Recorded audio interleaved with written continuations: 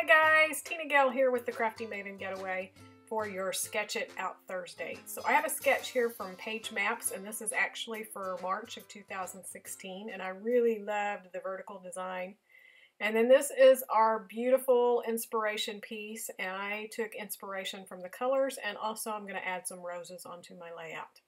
So we hope you join us and create some layouts and share with us on the Facebook page. So this is a look at the picture that I've chosen and the products. So I'm using the Maggie Holmes Bloom collection, and these are the puffy stickers. And then I have the chipboard stickers as well, and that little leather bow is from another Maggie Holmes collection. Not sure, confetti or one of those, one recent one.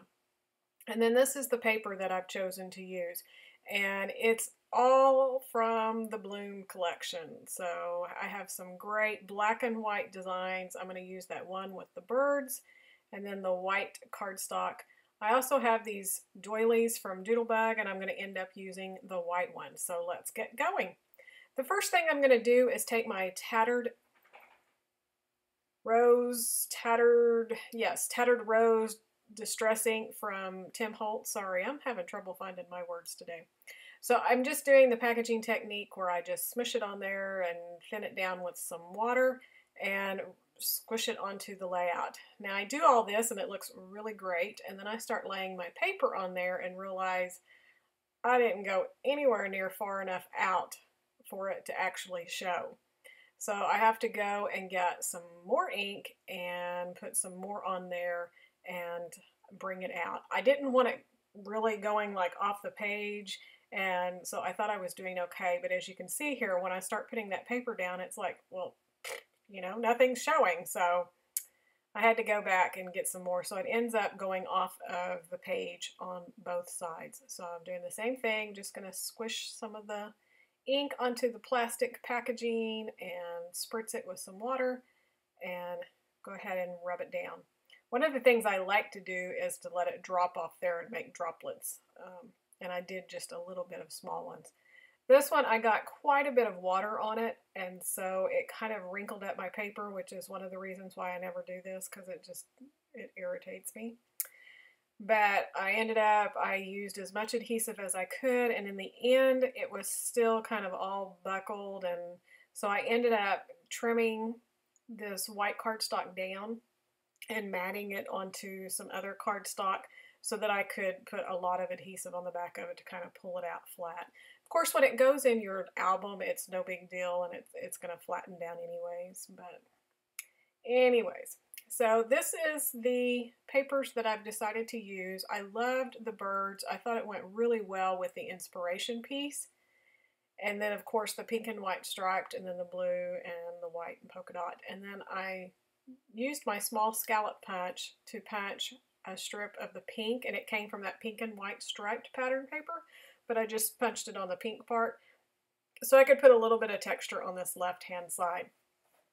And I'm going to end up cutting it apart so that I can pull it up above and below these other strips that I cut. I wasn't intending on doing that, but I liked it better when it was pulled out. Now I have to give you full disclosure on this layout. I struggled with it from the beginning, from the wrinkled up paper, and just kept going, and it took me a long time. In fact, I've photographed the layout, I've uploaded this video, I've done all of it, and I have finally figured out what I think really bothered me with the layout in the end, is this blue strip of paper. Now, originally it looked really good because you could see the blue birds on that patterned paper. But once I get all my embellishments in, most all of that gets covered up, so you really don't see any blue anywhere else in the layout. So I think that's what bothered me. So I ended up going back to the pattern paper, and the one that has the black drawn bows on it, I cut a strip of it and I put it over the top of the blue. So it's not in the photos, but I felt like I needed to tell you that I did go back and change the layout. And I'm still not entirely happy with the layout, but I'm good with it. It's probably gonna stay in my album. I could possibly take the photo off and put it on a different background. I'm not sure. I've said I've never would redo a layout, but I don't know. I love this photo, so I'm really sad that I'm not in love with the layout. But it's okay. It's an okay layout. Okay, so I've pulled off different embellishments that I want to use. I'm going to use these puffy stickers that say smile for my title. And I love stickers that are on these clear backing because then you can just cut them all apart and you can build the entire layout without sticking anything down. So I love that. But the one thing that I did know I want to use was this little rectangle that had the bunny on it, and it says love you. So I knew instantly when I saw that I wanted to scrap this photo with it. So I'm going to put it up over the photo, and this is a real Polaroid. So this is an old photo, and if you're ever wondered about scrapbooking them, my suggestion is to flip it over to the back, take some washi tape, and seal up all of the edges of the back of the Polaroid so that it never comes undone, because as they age, they kind of like start lifting up. And if any air or anything gets to the inside of that, your photo will disappear, which would be heartbreaking. So I just flipped it over, sealed up all around the outside edges with washi tape, and then I ended up just covering the entire back with washi tape because I just, since I was matting it and all of that, I just wanted to be as careful as I could be. So I did. I covered up the entire back. And then I pop dotted it up and put it on a mat with this pink paper, and it's actually from a Maggie Holmes collection, but I think it's from the confetti line, but the pinks matched.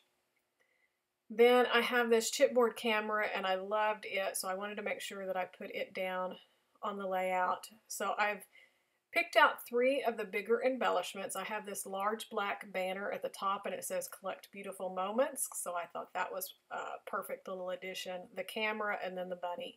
So that's where my bigger embellishment clusters are going to be.